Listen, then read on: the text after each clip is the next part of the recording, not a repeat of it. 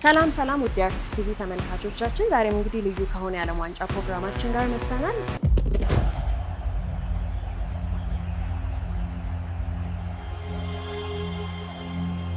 ጥቁር ጠል ናቸው ብለሽ አርጀንቲና ያለ መደገፍ እግር ኳሳዊ አይደል? ውድድሩ በፊት እኮ ትልቁን ግምት እኮ የወሰደችው በነገራችን ላይ ስፔን ነበረች። ሶስት ቡድን ገምተን ነበር። እኔ ሞሮኮ፣ ፖርቱጋልና ስፔን። የማጥቃት ተጫዋቾቻቸው በጣም ብልጫ አሳይተው ስለነበረ ይመስለኛል ያም ነው መሰለኝ ለፈረንሳይ በጣም እንድናደላ ያደረገን።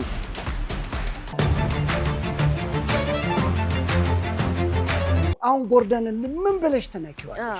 ጎል አግብቷል። አዎ ተጠብቂዋለሽ እኮ ሌላ ጎል እንዲያገባ ኳሶችን ስትልኪለት ልክ ነው። እሱን ታስወጣና ራሽፎርድ ታስገባል። አርጀንቲናና ስፔን ያው ለፍጻሜ መገናኘታቸው ስፔሻሊ ደግሞ ያው የላሚን ያማልና የሜሲ ታሪክም ስላለ ይመስለኛል በጣም ነገሩን የበለጠ እንዲጎላ ያደረገው። በብዙ አጋጣሚ እኮ አውርተናል አይደል? ያው ስፖርትና ፖለቲካ መለያየት አለበት፣ ግን ችግሩ ሊለያዩ አልቻሉም።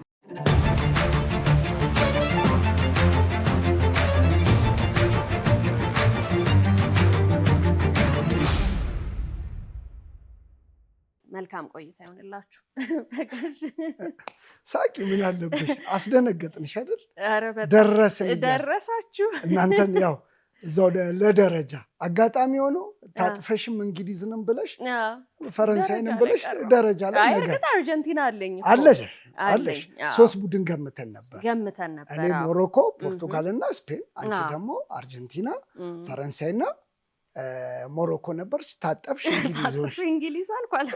ያው እዛ ለደረጃ እሱንስ ማናየው ታዲያ። ግን ስፔንን በዚህ መልኩ ማንም የጠበቀው አልነበረም።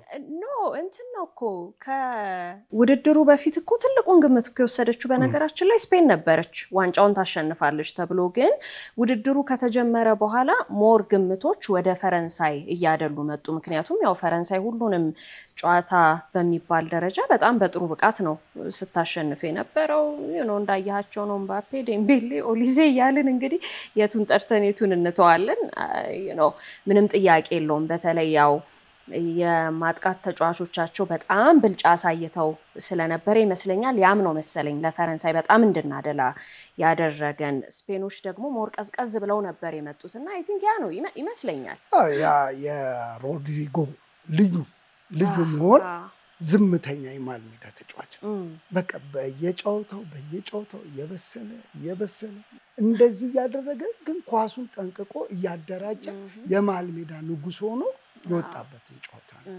ስለዚህ ፈረንሳይ በየጨዋታው ትልቅ ግምት ቢሰጣትም ስፔን ደግሞ በየጨዋታው ራሷን እያዳበረች ይኸው ለውዱ ፍጻሜ ጨዋታ ደረሰች። ያው በፈረንሳይ ጨዋታ ያየ ነው ሚድፊልዱን ወይም መሀል ሜዳውን መቆጣጠር ከቻል የጨዋታውን አውትካም ዲሳይድ ማድረግ ትችላለህ። በቃ ዲክቴት ማድረግ እንደምትችል ያየንበት ነው። ምክንያቱም ፈረንሳይ ሙሉ ለሙሉ ነበር የተቆረጠው። ማለት ጠፉብን እኮ ተጫዋቾቹ፣ ግራ ገባን። እንደዛ ሌላ ቲም ላይ ሲሮጡ የምንመለከታቸው ተጫዋቾች የት ሄዷል? ለዛውም እኮ አስበው ስፔን ፔድሪን ሁላ እኮ ቤንች አድርጋ ምን እንደሆነ ታውቂያለሽ? ቀደም ባለው ጊዜ ክለብ ስትጫወቺ ጌም አለ ሲባል ምናምን በፊት ነው የምልሽ ወይ ፍርሃት አለ ለጌሙ ለመግባት። ጨዋታሽን ማታ ጨርሰሽ ነው የምትመጪው። ሜዳ ስር ስትመጪ የለሽም። ፈረንሳይ የሆነብኝ እንደዚህ ነው። የምሬን ነው የምልሽ። አሁን ጨርሰውት ነበር የመጡት ሜዳ ላይ መኝታቸው ላይ ዴሾ እኮ የሚያደርገው ነገር እኮ ጠፋው። በቃ ሀሳቡን እንዳጠረው መመልከት ትችል ነበር። ልጆቹ ጋር በቃ ያሰቡት ሌላ፣ ሜዳ ላይ የሚተገብሩት ነገር ሌላ ነው። ፍጹም አልመጣላቸው። 4-2-3-1 እንትናን ኢምፓፔን ሊያግዙት ይችላሉ የተባሉት ኦሊሴ፣ ደምበሌና ባርኮላ እንግዲህ ሶስቱ ልጆችን በቃ ባላንዶር አሸናፊ ነው ዴምቤሌ። ግን እዚህ ጋር ክፉ ልጅ አለ። መሀል ሜዳውን በቃ ለራሱ ብቻ የተፈቀደለት በጣም ጥሩ ነበር። በጣም ልዩ ሆነው ስፔኖች ፈረንሳይን አሸነፈው የወጡበት መንገድ። በዛ ላይ ደግሞ ዊንግ ላይ የሚጫወተው ኩኩሪያንና ፔድሮ ልትገልጫቸዋች እንዴት ነው ስፔንን ይዘዋት የወጡት? በዛ ላይ እንደውም እኮ ክለባቸው ላይ እኮ ይሄን ያህል አላየናቸውም። በቼልሲም በቶተናምም ስፔን ላይ ግን ሲመጡ ቶታሊ ሌላ ተጫዋቾች ነው የሆኑት። በጣም ልዩ ተጫዋች። እንደውም በዚህ አጋጣሚ የፍጻሜ ጨዋታ በ19 ነው አይደል? አጋጣሚዎች ነው የምልሽ እኮ 19 ላሚን ያማል እድሜው 19 የሚለብሰው 19 የሚጫወትበት ቀን 19 እንደገና ደግሞ አንድ የሚያስገርመው ነገር ከዛሬ 19 ዓመት በፊት ሊዮኔል ሜሲ የዩኒሴፍ ባዘጋጀው አንድ ዝግጅት ላይ ያው ፎቶዎቹ ሲዘዋወሩ አይተናል። ግን ወንድሙን የላሚን ያማል ወንድም ጨዋታ ለመመልከት መጥቶ እሱንም አይተናል። ስለዚህ እንደዚህ አይነት መገጣጠሞች ምናልባት ይሄ ዋንጫ ለኛ ለስፔን ፒክቸሩ መጣ። በቃ ለኛ ለስፔን ይባላል ነበረ ማለት ያው ሜሲ እኮ ተንፍሶበት ነው ስላጠበው ነው ላሚን ያማል እንዲህ ስለነካው ነው። እንግዲህ ምን ይደረጋል? ምንም እንኳን ነካው ነው የምትይው። ለምን አይቋረጥብንም? የምንወዳቸውን ኳስ ተጫዋቾች በየዘመናችን እኔ ያው ማራዶናን እንደ ልቤ አይቻለሁ፣ እንደገና ሜሲን እንደ ልቤ አይቻለሁ። እንደገና የሚመጣው ጄኔሬሽን ደግሞ የሚቀበሉት የዚህን ያህል ያስቀጥሉታል ወይ አናቅም። ግን ደግሞ ያው ብቻ ይገርማል አይደለ? አርጀንቲና እና ስፔን ያው ለፍጻሜ መገናኘታቸው ስፔሻሊ ደግሞ ያው የላሚን ያማል እና የሜሲ ታሪክም ስላለ ይመስለኛል በጣም ነገሩን የበለጠ እንዲጎላ ያደረገውና አርጀንቲና ከእንግሊዝ ምንድን ነው የምትገልጭበት መንገድ? ምንም በለው ያው እንግሊዞች የህዝብ መዝሙሩን ሲዘምሩ ልዩነቱን አይተሽዋል? በጣም የእንግሊዞቹም እኮ ባይደው ዘምረውታል። የሆነ ከሌላ ጊዜ የመጮህ ነገር ነበረው ግን የአርጀንቲናዎቹን ግን አሁን ሊቻን አይተኸዋል? እንደዚህ ጨምሮ ስሜት እንደዚህ ይዘው አረ ወጋኝ ብሎ ዞሮ እንኳን ያናገረው ተጫዋች አለ። እንደዚህ ይዘው ነው በቃ የሆነ አይነት ስካሎኒን ራሱ እኔ እንደዚህ ሲዘምር ሌላ ጊዜ እኔ እንደውም ዝም ሲል ነው የማየው። አሰልጣኙ ስታፍ እንዳልሽው ከጫፍ ጫፍ በቃ በጣም ደስ ይሉ ነበር። አልሸነፍ ባይነታቸውን እዛ መዝሙር የሀገሪቷን የህዝብ መዝሙር ሲዘመር አርጀንቲና ላይ አይተሻል። አልሸነፍ ባይነታቸው ግን እኮ እንግሊዝ እኮ ጨዋታውን እኮ ማሸነፍ ትችል ነበር። እነሱ እንደፈለጉ ይዘምሩት ሜዳ ላይ ምንነካቸው ነው ጥያቄ። ቢሆንሽ እርግጥ እድሜ ለአሰልጣኝ ቶማስ ቱሄል አልሸነፍ አሁን 2 ጎል ገብቶባቸዋል። 1-0 እየተመሩ ነበር አይደለም? ግን አርጀንቲና 2-1 እየመራ ይመስላል። በጣም አግሬሲቭ ሆነው እንዲወጡ ፈቀዱላቸው። ሲጫወቱ ከተጀመረ ደቂቃ ጀምሮ አግሬሲቭ ነበሩ፣ ይናገሩ ነበር። ዳኞችም ምንም ካርድ ለማሳየት ፈቃደኛ አይደሉም። እንደውም እኮ ዩኤፍሲ ፋይት ምናይ ነበር የሚመስለው የሆነ እንጂ ቤሊንጋም በቃላት ሁሉ ሲነጋገሩ ነበር። ማንም ምረት የለውም። በዛ ላይ ሜሲ አንድ ኳስ ላይ እንዴት አርመስምሷቸው ሲሄድ ቢጫ ካርድ አሪኬን ይመስለኛል መታው ቢጫ በቃ እንዴት ሲነካል ተጋድሎ ነበር። ይሄንን ነገር ነው እንግዲህ አርጀንቲና ላይ የምናየው ነው። እዛ ደግሞ የምናየው ነገር የተለያየ ነው። አንቺ 1-0 እየመራሽ ትልቁ የእንግሊዝ ብሔራዊ ቡድን በዚህ መልኩ አይ በጣም ቱሄል ተሳስቷል። ምንም ታክቲካሊ በቃ ፌል ነው ያደረገው ሰውየው። ምን እንደሆነብኝ ታውቂያለሽ? አብድሮ እንትና ሞሪኖ ቼልሲን ይዞት እንትኑን አቆሞ ምናምን ይላል። አውቶቡሱን አቆሞ ባቡሩን አቆሞ ምናምን ባሱን ፓርክ አርጎ ምናምን ይላሉ። ኢንተር ሚላንንም ይዞ እንደዚህ ባርሳን ሲያሸንፍ ቻምፒየንስ ሊግ እንደዚህ አቆሞ ይባላል። አቁሞ እኮ አሸንፎ ወጥቷል። ቱሄል እኮ አቁሞ ተሸንፎ ነው የወጣው። ምንድነው መሰለ እንትን ማድረግ ይችል ነበር። አገብቷል። ፈጣን ተጫዋቾች አሉት። ደግሞ ታክቲካሊ በጣም ልቀት ያላቸው ተጫዋቾች አሉት። እኮ እነ ራሽፎርድን አስገብተህ እኮ መረበሽ እኮ ትችላለህ። ደግሞ በጣም ብዙዎቹ ቡኩላ ተደርገዋል አይደለ? ማለት ቢጫ ካርድ የተመለከቱ የአርጀንቲና የተከላካይ መስመር ተጫዋቾች ነበሩ። ስለዚህ ዝም ብለው ሳካ ራሽፎርድ እየገቡ እኮ ቢሮጡ ፋውል መስራታቸው አይቀርም። ለቀይ ካርድ መጋለጥ እድላቸው ሰፊ ነበር።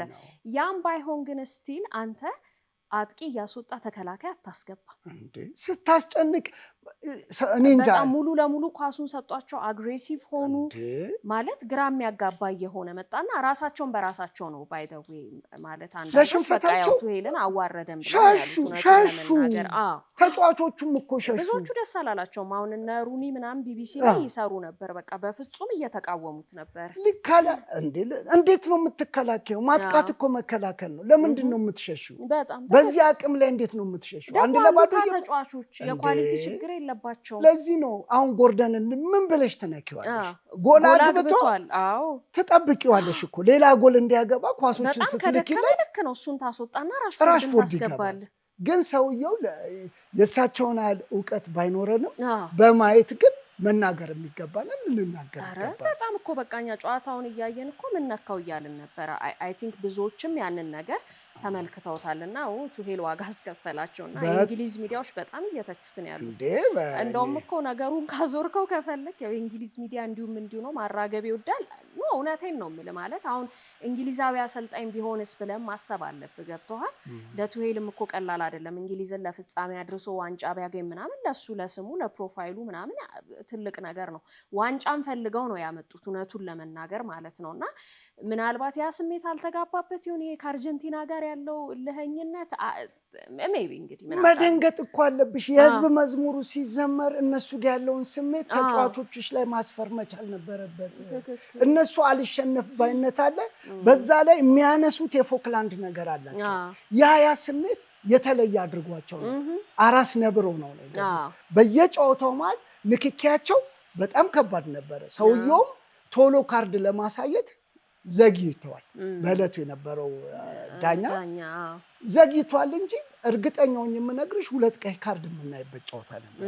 ቱሄል ደፍሮ በማጥቃት ላይ ቢጫወት 2 ቀይ ካርድ በደንብ አይተው እንግሊዝ አሸንፋ የምትወጣበት ጨዋታ ነበር። ግን አሳልፈው ሰጡ። እንደውም በጣም እየተጠቁ እኮ አይቶታል በረኛው ያዳናቸውን ኳሶች ፒክፎርድ እንደውም በጣም ጥሩ ኳሶችን አድኗል። ጎል የሚሆኑ ኳሶችን አድኗል። ስለዚህ ይሄ እኮ እንደውም ማሳያ እኮ ነው። ተጠንቀቁ ያላቸው ነው።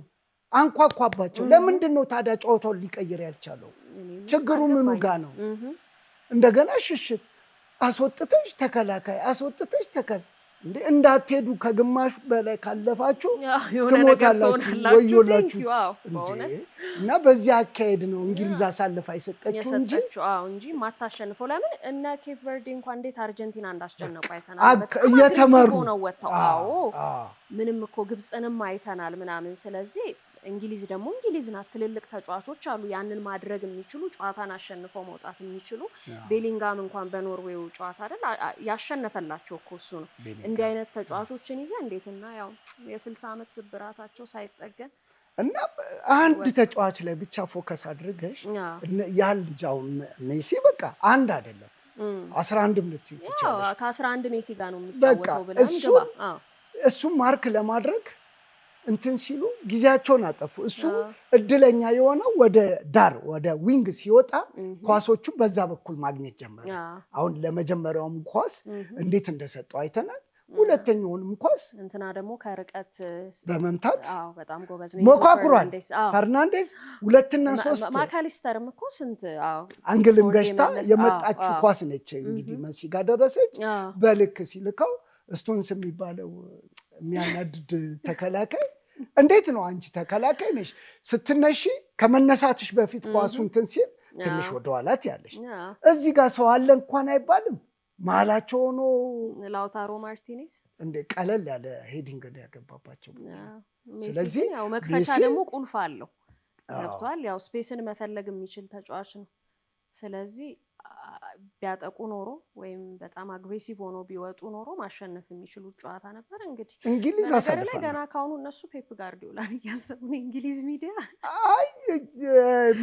መጀመሪያ ጭንቅላታቸው ላይ ነው ተጫዋቾቹ መሰራት ያለበት። ለምን መሰለሽ አንዳንዴ ከአሰልጣኝሽ አስተሳሰብም ውጪ የራስሽን እኮ ልምድ ያላቸው ተጫዋቾች ናቸው። ትክክል። እና ሃሪኬን ምናምን ቤሊንጋም ሃሪኬን ለምንድን ነው የሚሸሹት? እንዳይሸሹ ሆነው ኳሱን ይዘው ወደፊት ቢጫወቱ የተሻለውን እንግሊዝ እናይ ነበረ።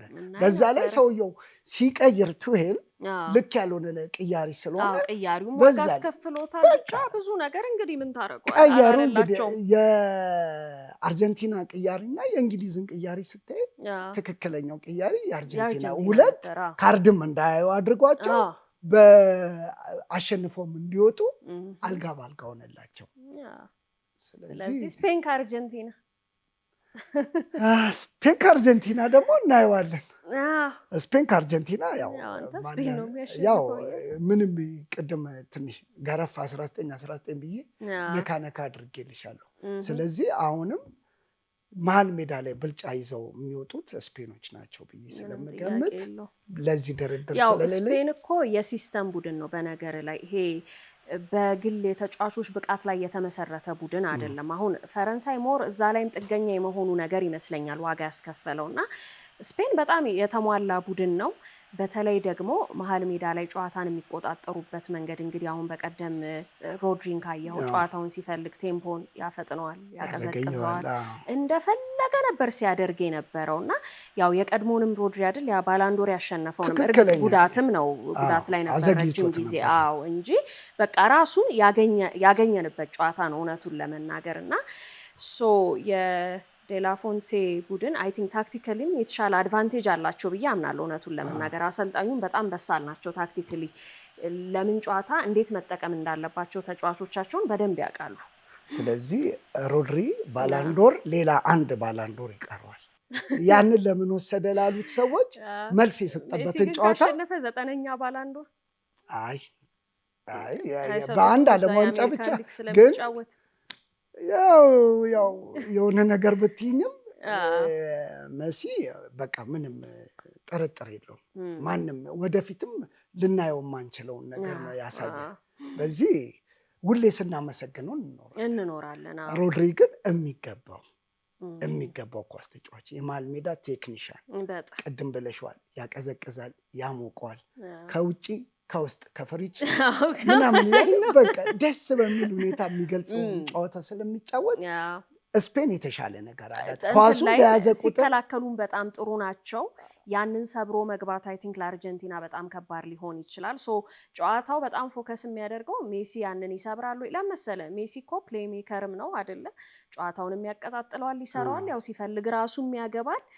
ምንም ያው አርጀንቲና ሞር በሜሲ ላይ ጥገኛ ስለሆነች ምንም ጥያቄ የለውም። ከዛ ደግሞ የመሀል ሜዳው እና ምናልባት ሴት ፒሶች ይመስለኛል ጨዋታውን ሊወስኑ የሚችሉት። በተለይ ግን መሀል ሜዳው ምንም ጥያቄ የለውም። ትልቁ ጨዋታ ድልድዩ ነው። ድልድዩ ከተሰበረ የሚያገናኝሽ ሰው ከሌለ አለቀ ጨዋታው። ቴምቦን እየጠበቀ አሁን ኩኩሪያ በዚህ ቢሄድ ፔድሮ በዚህ ደግሞ ኢንቨርት ያደርጋሉ ካያቸው። እነዚህ ተጠቃሚ ያደርጋቸዋል።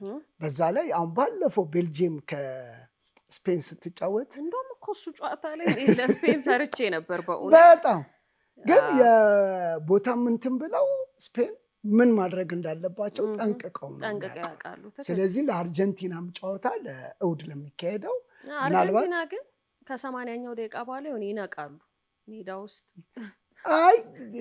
የዳኛ ያቸው በአብዛኛው እንደዛ ነው ያየነው ሲመጡ። ግን ዳኛም መፍቀድ ነው እንጂ በእንግሊዙ ጨዋታ አርጀንቲና መቅረት ነበረባት። የዳኛ መፍቀድ ነው። እንዳው ባለፈ ጨዋታ ላይ እንትን አይደለም እንጂ ዳኛ የሚፈቅድ ከሆነ አሁን ዋንጫውን አርጀንቲና ልትወስድ ትችላለች ከፈቀደ። ግን በጨዋታ ስፔን አሳምና ዋንጫውን ትወስዳለች። ምንም እንደዚህ ለድርድር አይበቃም። ሜሲን ለብቻው አስቀምጠ ነው ሜሲን ምንም ማለት ስለማንችል አሁን ከዚህ በኋላ ግራ ገብቶሃል አይደለ? ባያገባ አሲስት ያደርጋል፣ የሆነ መንገድ ይፈልግብሃል። ስለዚህ አሁን እሱን ለብቻው አውጥተ ነው ነገሮችን ስናይ ምናልባት እርግጣው ስፔን ምንም ጥያቄ የለው ሙሉ ቡድን ነው እውነቱን ለመናገር ለድርድር የሚበቃ አይደለም። ግን ተጽዕኖ ካለ ልክ የአፍሪካ ሀገሮች ላይ ተጽዕኖ ከእንግሊዝ ላይም ተጽዕኖ ነበረ 1-0 መምራታቸው ሳይሆን ተጽዕኖ ነበረ። ካርድ ማየት የሚገባቸው ሰዓት ላይ አላዩም፣ ኮንትሮል አላደረጉትም ጨዋታውን። ከዛ በኋላ ነው ካርድ ማሳየት የጀመሩት። እንደዚህ አይነት ነገር ከቀጠለ እድሉን ለአርጀንቲና እሰጣለሁ። ግን በጨዋታ ከሆነ ግን እኔ ለስፔን ነው ያው ስፔን ነው የምደግፈው። እየገረመኝ ነበር። እርግጥ በጣም የሜሲ አድናቂዎች አሉ እኛ ሀገር ላይ ምንም ጥያቄ የለውም።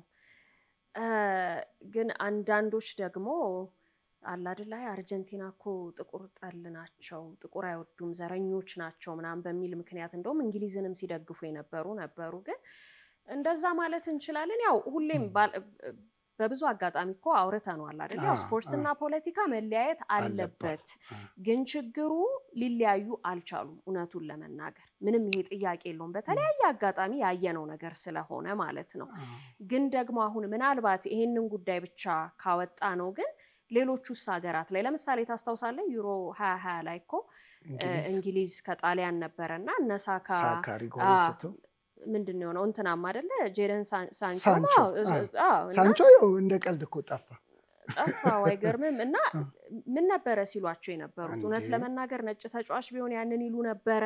አይሞከርም ደጋፊዎች አይሞከርም አይደል? እሱን እኮ ነው የምልህ። ስለዚህ እንደው ይሄ በዘረኝነት ካለው እውነቱን ለመናገር ሁሉንም የሚነካ ነው፣ ምንም ጥያቄ የለውም። በየሄድንበት ሀገር ብትሄጂ ጥቁር ጠል ናቸው።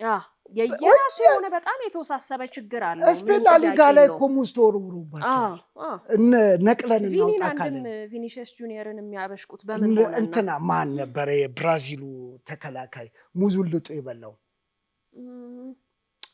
በእናትሽ በጣም ባርሳ ከማድሪድ ሲጫወቱ እንደዚህ አይነት ነገር ይደረጋል። ኤቶ ላይ ተደርጓል። ይሄ ጥቁር ጠል በየአገሩ አለ። ለምን እኛ የምንደግፈው እግር ኳስ ነው። ፖለቲካ ሌላ ነው፣ እግር ኳስ ሌላ ነው። አርጀንቲና ለምን አደግፍም? ጥቁር ጠል ስለሆነች። ኧረ እባክህ እንደዚህ አይነት የለም። ጥቁር ጠልማ የትም አለ። ያየነው ነገር እኮ ሲቀጥል ደግሞ ያው ተጫዋቾችም ደግሞ ያላቸውን ነገርም ደግሞ መርሳት የለብንም እውነት ለመናገር ማለት ነው። እዛው ተጫዋች ለተጫዋች እንኳን በጥቁርነትሽ ምን ብለው እንደሚሳደቡ ከዛ በኋላ እንደዚህ ተሸፍኑ አፍ መሸፈን ቀረበ። የቀረበትም ምክንያት ዋናው ይሄ የቤኔፊካ ከሪያል ማድሪድ ነው አይደል? ቻምፒየንስ ሊግ ጨዋታ ላይ። ስለዚህ ጥቁር ጠል በየትኛውም ሀገር አለ። እኛ የምንወደውን ኳስ ግን በዚህ ምክንያት እኔም አልደግፈው እንትን ስለሆነ ነው። ይሄ ቢቀር እኮ ለተጫዋች ስትል አሁን ብዙ ሰዎች የሮናልዶ አድናቂ ስለሆኑ ፖርቹጋልን ይደግፋሉ። በጣም ብዙዎች የሜሲ አድናቂ ስለሆኑ አርጀንቲናን ይደግፋሉ። ስለሌላው ጉዳይ ሳይኖራቸው ማለት ነው። ተጫዋቾቹ ብቻ እንድትደግፋቸው ያደርጉሃል። ፖርቱጋል ዩዞፔው የሚባል ተጫዋች አላት፣ ግን ጥቁር ነው። ግን ፖርቱጋል ላይ ከዛ በኋላ ነው በየቦታው ብትሄጂ እሱም ቀስ በቀስ ለምሳሌ አሁን ጀርመን ላይ ጣሊያን ላይ ምናምን እኮ ጥቁር ተጫዋቾች ቀስ በቀስ ነው ያየነው እውነቱን ለመናገር። እንደውም ፈረንሳይና እንግሊዝ ይሻላሉ። ከድሮም ያው ጥቁር ተጫዋቾች ነበሩ። እኛም ጥቁር አይተን እንደግፍ ነበረ። ለጥቁር በቃ እኔ ለእንግሊዝ እኔ ለፈረንሳይ ባባል ነበር። ግን እንደዛም ሆኖ ዘረኞች የሉም ማለት አይደለም።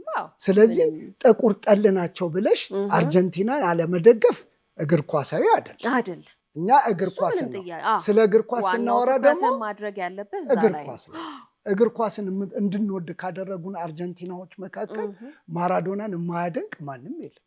ወደ ኋላ ሄደሽ እንደገና ደግሞ መጣ የምታተኛው መሲ አለማድነቃችን እግር በእግር እየተተኩ ደግሞ እንድናደንቃቸው እያደረጉ በግድ አስገድደውን ነው።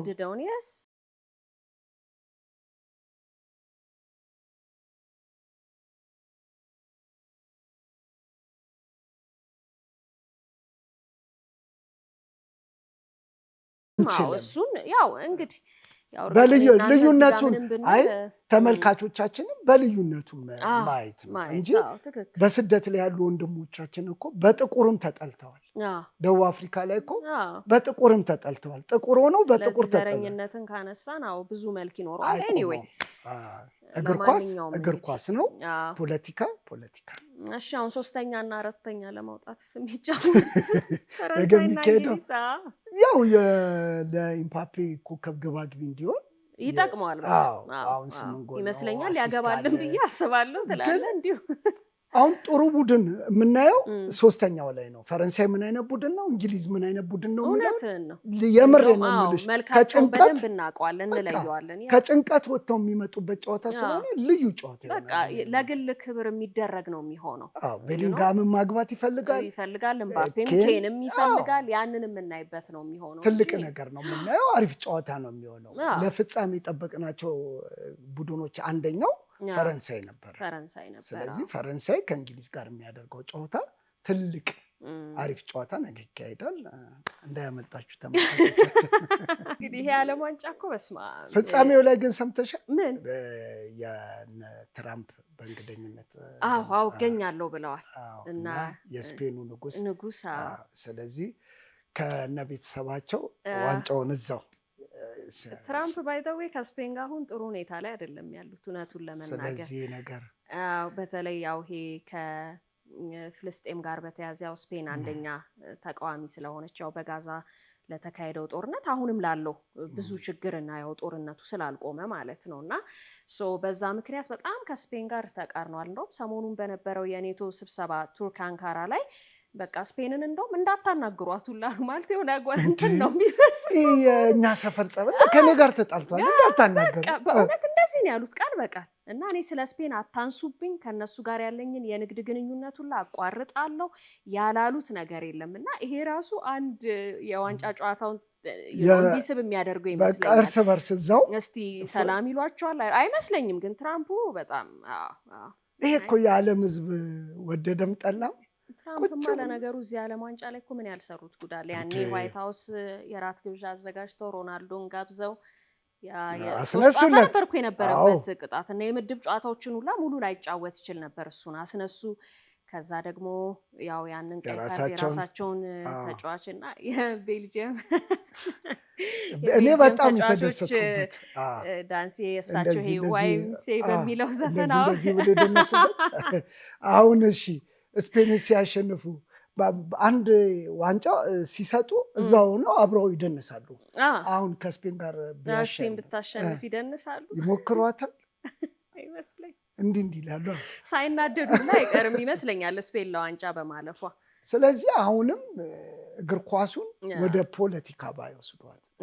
እግር ኳስ የሚሸጠው በዚህ መልኩ ሳይሆን እግር ኳስ በቃ የትም ዓለም ላይ ስትሄጂ ቋንቋ አያግባባሽም፣ በእግር ኳስ ትግባቢያለሽ። ትክክል ነበር። እንግዲህ የምናውቀውም ይሄንን ነው። ስለዚህ እግር ኳሳችንን አይንኩብን፣ የምንወደውን እግር ኳስ እንግዲህ አሁን በብዙ ሊነካ እየተፈለገ ነበር። አሁን ይሄኛው ዓለም ዋንጫ ላይ ራሱ እኮ ማለት የተፈጠሩ በጣም አስገራሚ የሚባሉ ክስተቶች ነበሩ አይደለ? የቪዛ መከልከል ታነሳለ። ይሄ ሃይድሬሽን ብሬክ በራሱ እኮ ያው ፊፋ ሆን ብሎ ያው ይሄ ከማርኬት ጋር የተያዘ እንደሆነ ምንም ጥያቄ የለውም። እንደውም በኋላ ግን ምን ተባለ? እንደውም ለአንዳንድ ቲሞች እኮ ቡድኖች እየጠቀማቸው መጣ አይደል? ይሄ የውሃ እረፍት ሲኖር እየሄዱ ከአሰልጣኝ ጋር እየተነጋገሩ ምናምን ያርግጥ በሚገርም ሁኔታ እንደውም ብዙ ለውጥ አመጣና አንዳንዶች እንደውም በኋላ ላይ ተውት። በተለይ የሚደግፏቸው ቡድኖች ከሃይድሬሽን ብሬክ በኋላ ለውጥ ሲያሳዩ አይ እንደው የሚቀጥልልን በጣም አሪፍ ነው ባሉ ግን ያው ብዙ የራሱ አስገራሚ የሆኑ ክስተቶች የነበሩበት ነው። ምንም ጥያቄ የለውም። ግን ታስታውሻለሽ እንደው ቢጫ ካርድ እና ቀይ ካርድ ሲባል በእኛም ሀገር በ1962 ምናምን ይመስለኛል 1960 ቤት ውስጥ ነው መንግስቱ ወርቁ ቀይ ካርድ አይቶ ለኢትዮጵያ ዋንጫ ላይ በሂደር ይቀጣል ተብሎ ከመቻል ጋር ነበረ ጨዋታው። በሂደር ይቀጣል ተብሎ ለዋንጫው ጨዋታ እንዲገባ ተደረገ። በወቅቱ በነበሩት አመራሮች ገባ። ግን መቻል 2-1 አሸንፎ የመንግስቱ ወርቁ ካርድ በሂደር ምናምን ተብሎ 1962 ቺሊ ያዘጋጀችው ላይ እኮ ጋሪንቻ እንዲገባ ተደርጓል። ከቺሊ ጋር ግማሽ ፍጻሜ ላይ ተገናኙና ጋሪንቻ በቀይ ካርድ ወጣ። ያኔ ደግሞ ይመስለኛል ያው ፔሌ በህመም ምክንያት በደንብ እየተጫወተ አልነበረም። ጋሪንቻ ነበር እንግዲህ ጎሎችንም ምናምን ያስቆጥር የነበረውና ፔቲሽን ሁላ አስፈርመዋልና የሚገርም የቺሊው ፕሬዚዳንት ጋሪንቻ መግባት አለበት። የፔሩ ፕሬዚዳንት አይገርምህም? ያው ፊፋ አይቶ ውሳኔዎችን የሚቀይርበት የራሱ ህግ አለው። ግን በቃ ጋሪንቻ እንዲገባ ተደረገ። አይ ቲንክ ቼኮስሎቫኪያን ይመስለኛል 3-1 አሸንፈው ያው ዋንጫውን የወሰዱበት አጋጣሚ አለ። ጋሪንቻ ደግሞ በዛ ላይ አጫወቱ ሁሉ የተለየ ነው። በወቅቱ በነበሩ አንዳንድ መጽሔቶችና ጋዜጦች ላይ ስናነብ በተለይ ሊብሮ ጋዜጣ ላይ ጋሪንቻን ስታነቢ በተለየ ሁኔታ ነው የምታነቢው። እግሩ ትንሽ አንደኛው እግሩ ከአንደኛው እግሩ አጠር ይላል። በዛ አጭር እግሩ የሚሰራው ፊንታ ሲልሽ በኢየሱስ ኳሱን እኮ አይነካው በኢየሱስ ስም ነው የምትይው። እና ይሄንን ተጫዋች ለተመልካቹ ነው ለዋንጫ ብቻ አይደለም ተመልካች እንዲደሰት ብለው ቺሊ እንኳን ተፈራርማ ይግባ ማለቷ ምን ያህል በቃ በኳስ ደጋፊውን እንደገዛ ነው። ግን ይህንን የመሰለው ጋሪንቻ በእድሜ ዘመኑ እድሜው እየጨመረ ሲሄድ በሚያደንቀው ቤት ውስጥ ሰካራም ምናምን ራስሽን ሳትጠብቂ ሰካራም ሆነች ምናምን ያሳዝናል በጣም። እኔ እኮ ነኝ ይላቸዋል። ኧረ አንተ አይደለም እስከ መባል ደርሶ ነው ህይወቱ ያለፈው። እንደዚህ አይነት አለ።